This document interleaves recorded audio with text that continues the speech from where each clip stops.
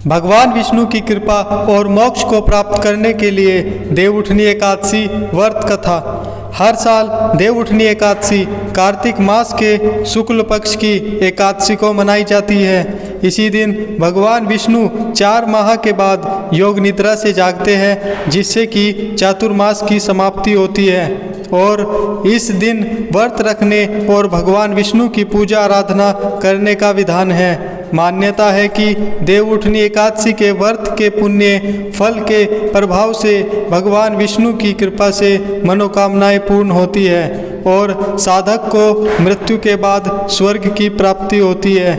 इस दिन पूजा के दौरान देवउठनी एकादशी व्रत कथा को अवश्य पढ़ना चाहिए, लेकिन अगर पढ़ने में असमर्थ है तो किसी और से पढ़वाए और सुने। पौराणिक कथा के अनुसार एक राज्य था। उस राज्य के सभी लोग एकादशी का व्रत रखा करते थे। उस दिन नगर के किसी भी व्यक्ति यहाँ तक पशु पक्षी को भी अन्न का एक दाना नहीं दिया जाता था। एक समय की बात है जब किसी दूसरे राज्य का एक व्यक्ति राजा के दरबार में नौकरी देने की प्रार्थना करने लगा।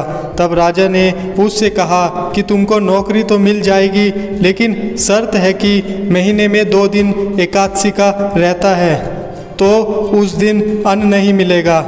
इस तरह से राजा ने नौकरी की इस शर्त को बताया।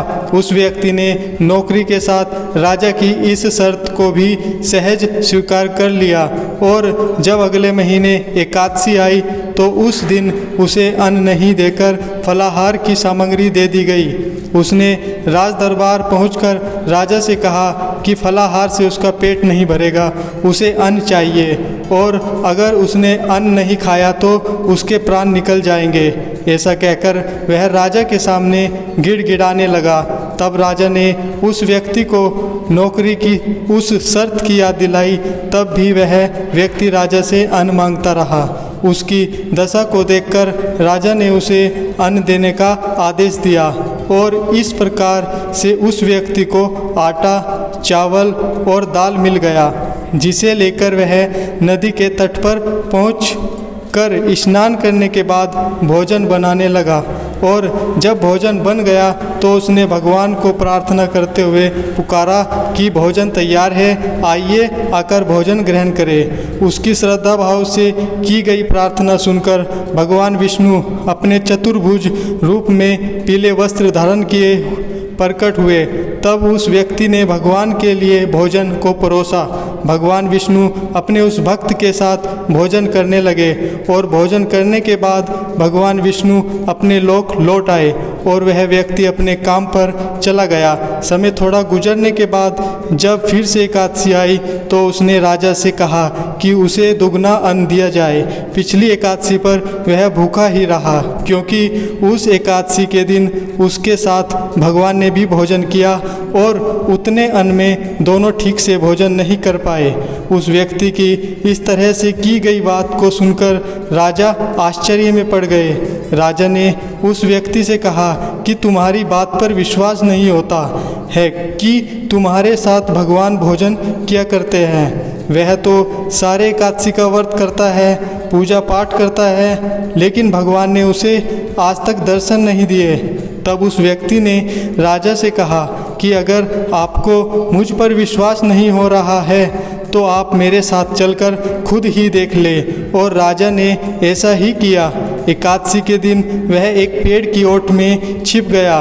हमेशा की तरह उस व्यक्ति ने नदी में स्नान करने के बाद भोजन बनाने के बाद भगवान से प्रार्थना करते हुए पुकारा कि भोजन तैयार है, आप आकर भोजन को ग्रहण करें। पर इस बार भगवान नहीं आए। फिर उसने पुकारा, भगवान नहीं आए। उसने कई बार पुकारा किंतु तब भी भगवान नहीं आए। अब उसने भगवान को पुकार कर बोला, अगर आप नहीं आए तो मैं इस नदी में कूदकर जान दे दूंगा। उसने फिर भगवान को पुकारा किंतु भगवान नहीं आए तो वह नदी में कूदने के लिए आगे बढ़ा कि तभी भगवान प्रकट हुए और उसे रोक लिया।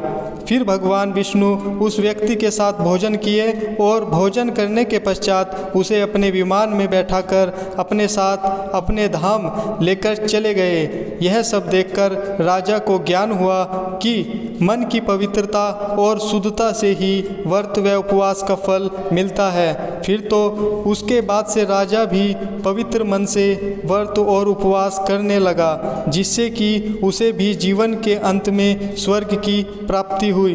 दोस्तों, आपको अगर देवउठनी एकादशी की कथा पसंद आई हो तो वीडियो को लाइक और हमारे चैनल को सब्सक्राइब करें और अपने दोस्तों के साथ शेयर करें। धन्यवाद। जय श्री राम, जय हिंद।